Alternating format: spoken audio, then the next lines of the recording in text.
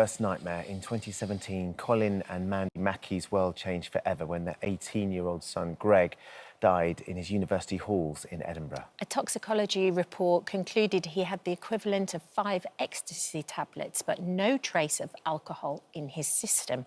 Colin and Mandy insist that their son was spiked, but to this day, nobody has been held responsible. So as the government considers changes to how spiking is dealt with in law, Colin and Mandy join us to share their story and their fight for change. Good morning to both of you. Good morning. Thank you for coming in. I'm so sorry for your loss.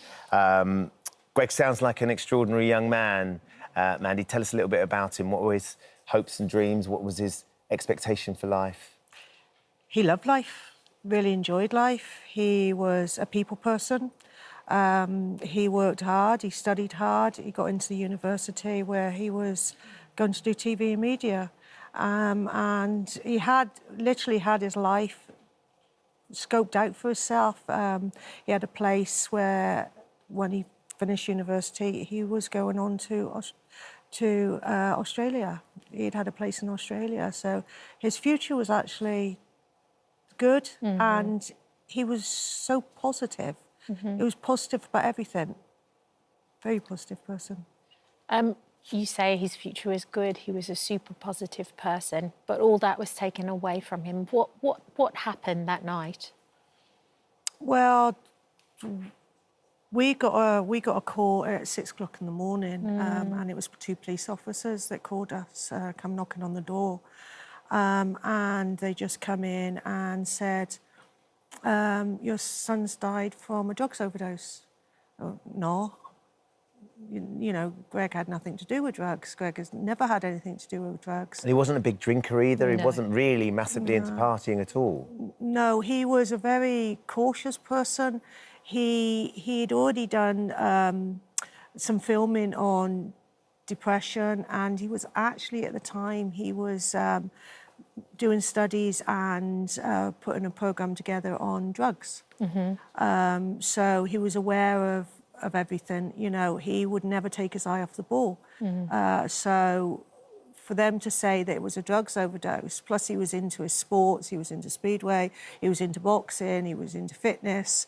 It was something that never actually was part of our life. No. You know, it never entered our life. So for someone to come and tell me something like that, you know, it's, no, you've got this wrong. Right. You know, there's no way, there's no way. And Colin, so when you responded like that to the police, understandably, and you say, look, we know our son, we know exactly who he is, we know this isn't a possibility, what did they say to you? Not very much, to be honest. They were very slow to react. Basically, on the day they came and said what happened to Greg, and they left us. They, with no family liaison officer or anybody to turn to at all, there was nobody really talking to us. And we had to sort of chase the police to find out more and more information, which is quite challenging in itself, because obviously we want to know what had happened. And we just kept pushing. And even in the day when we were finally allowed to see Greg's body, the police on the day turned up late for that as well. So, yeah, so for a very challenging time, you know, we just felt really let down, and that's why we've moved on to where we are now, which is campaigning. Yeah. So your understanding, your belief is that he was spiked.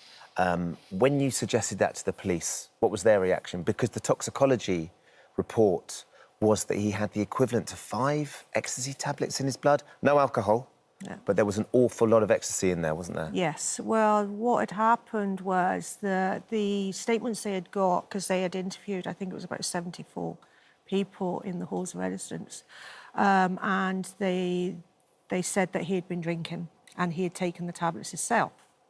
So I was going, nah, no, definitely not. He wouldn't do that. You know your child. And obviously when the toxicology report came through and it said that he hadn't been drinking and there was equivalent of 5 ecstasy tablets, then it was a totally different ballgame. And we said, look, we told you, you know, if he had been drinking, and he, you know, every child could possibly take one. But they even turned around and said that even people that mess with drugs would never have taken that many. They know that that's the dangerous limit. So was there an investigation that took place? Was anybody ever charged? Was anybody ever suspected? No one was ever charged with it. Yes, they did have an investigation, which was quite a long investigation, to be honest.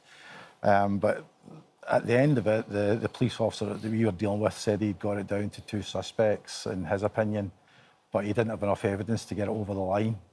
So he could never prove, you know, that it actually happened, and eventually the Procurator Fiscal just dropped the case.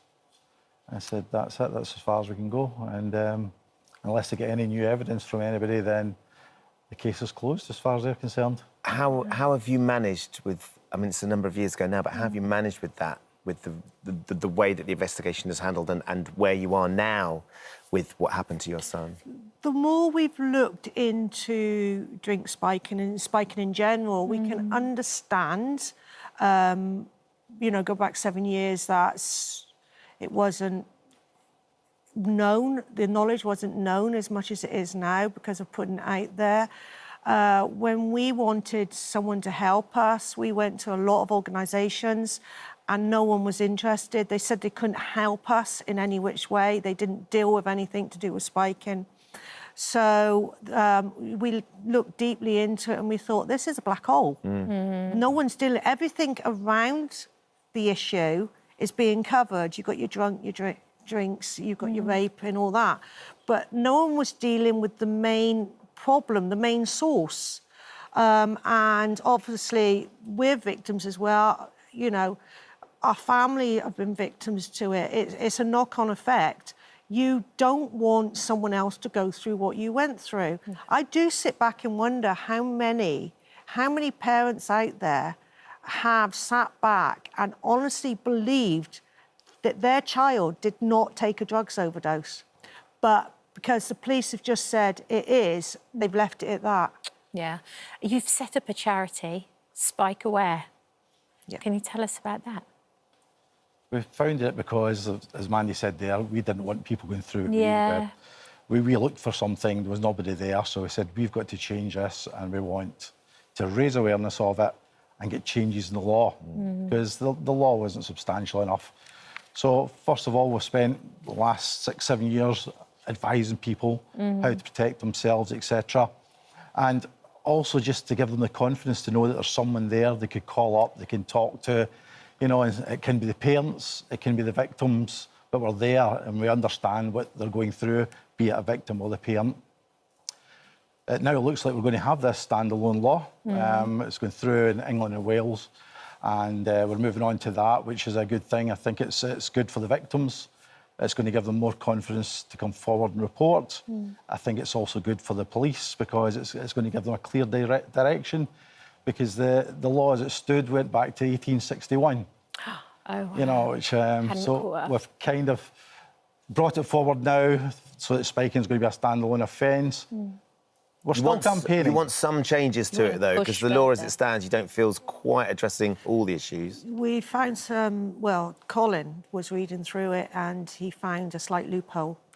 And the loophole, once it was mentioned when he was in for the witness, a few of the lawyers looked at it and thought, yeah, you're right here, there is a loophole. So there's a wee loophole in it that we need to be filled in, because there's no point of it if that loophole's, you know, if Colin, not a lawyer or a politician, can find it, you know, a lawyer's going to find it easy enough, and that's your way out. Yeah, and it's to be tougher on the perpetrator. That's what it is, yes, because currently there is this loophole where you've got to show intent. Yes. And this is the gap, and we have discussions with Joe Robertson, MP, and he put forward an amendment last week to try and strengthen up the wording of the bill, which unfortunately was voted down and is now going to go to the House of Lords. So we're not giving up, and between us and other MPs, there was cross-party support for it, and it was only the government who voted it down. So we're wanting to strengthen it up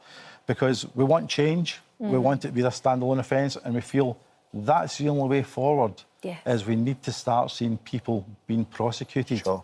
Because once there's prosecutions, that is going to be the ultimate deterrent.